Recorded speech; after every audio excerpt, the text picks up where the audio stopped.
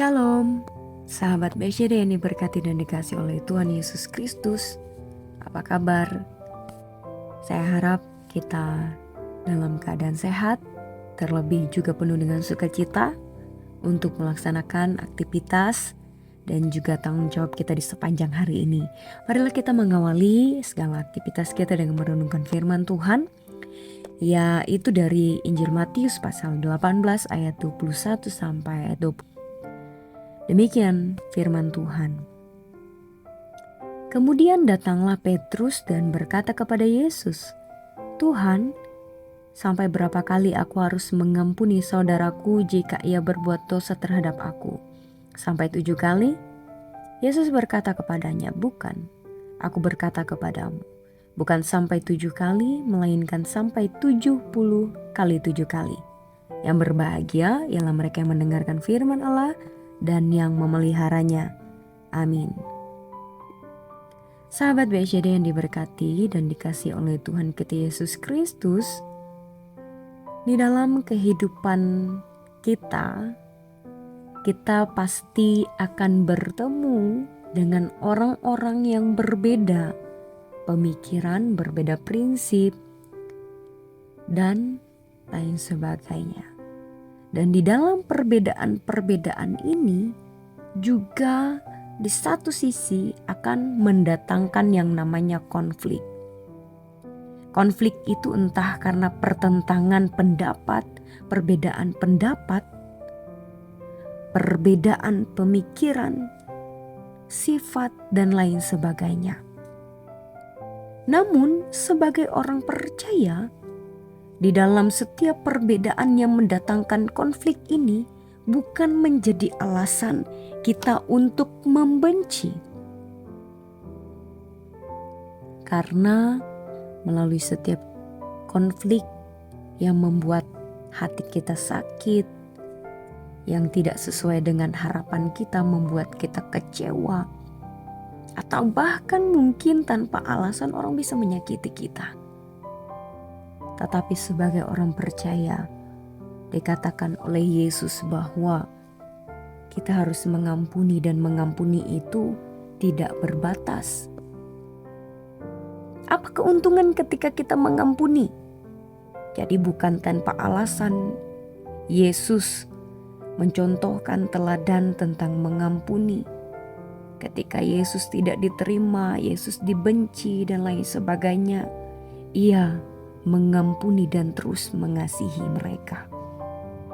Karena memang benar ketika kita rasakan dan ketika kita lihat, ketika kita benar-benar mengampuni orang yang bersalah kepada kita, menyakiti kita, mengecewakan kita, hidup kita akan dipenuhi oleh ketenangan, hidup kita akan dipenuhi oleh damai sejahtera Tuhan. Karena kalau kita membenci, kita mendendam, kita terbeban, maka akan mudahkah kita menerima dan merenungkan firman Tuhan? Bagaimana sikap kita sebagai orang percaya ketika kita dipenuhi oleh kebencian, dendam, dan lain sebagainya? Tentu akan sulit untuk menerima segala sesuatu yang baik, ajaran-ajaran yang baik di dalam kehidupan kita. Karena melalui firman Tuhan pun yang paling ditekankan adalah bagaimana Allah itu kasih, Allah mengasihi kita. Masakan kita sebagai orang yang dikasihi oleh Tuhan, kita sulit untuk mengasihi. Dan demikian di dalam kehidupan kita tidak bisa menuntut setiap orang untuk sesuai dengan harapan kita, karena kita diciptakan dengan berbagai macam perbedaan yang memperindah perjalanan kehidupan kita sebagai manusia. Dan di dalam kehidupan ini, di balik perbedaan yang juga di satu sisi akan mendatangkan konflik, disitulah kita menerapkan yang namanya kasih untuk dapat mengampuni, untuk dapat terus merasakan yang namanya damai sejahtera, ketenangan, dan kita merasakan bagaimana hidup kita sungguh diberkati.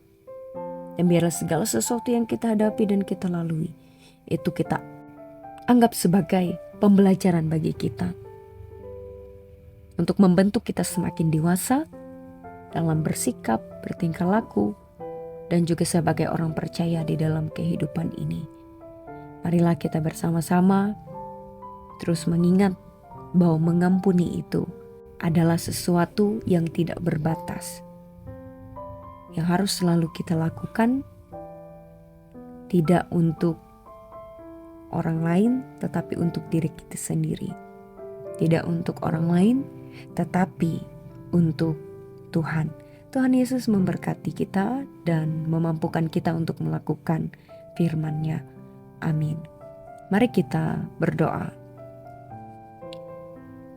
Terima kasih Tuhan, karena kami senantiasa diberkati dan Tuhan pelihara dalam setiap tugas dan tanggung jawab kami. Dan kami mengucap syukur karena di pagi hari ini kami kembali dibangunkan dengan kekuatan dan kesehatan yang baru. Biarlah Tuhan, kami serahkan kehidupan kami di dalam tangan pengasihan-Mu. Tuhan yang memberkati, Tuhan memelihara dan menjaga kami di sepanjang hari ini. Baik dalam aktivitas, tugas pekerjaan, pelayanan dan karya kami, maupun juga dimanapun kami berada dan kemanapun kami pergi. Biarlah Tuhan menutup bungkus kami daripada segala kuasa jahat, dan kami senantiasa boleh mengerjakan segala sesuatu dengan sukacita, dengan setia, dengan tekun, terlebih juga dengan takut akan Tuhan. Kami yakin dan percaya bahwa melalui itu semua kami diberkati dan kami boleh merasakan berkat Tuhan. Kami pun juga dimampukan untuk menjadi berkat di dalam kehidupan kami. Inilah hidup kami Tuhan, inilah doa dan permohonan kami. Di dalam nama Yesus Kristus kami berdoa dan mengucap syukur. Amin.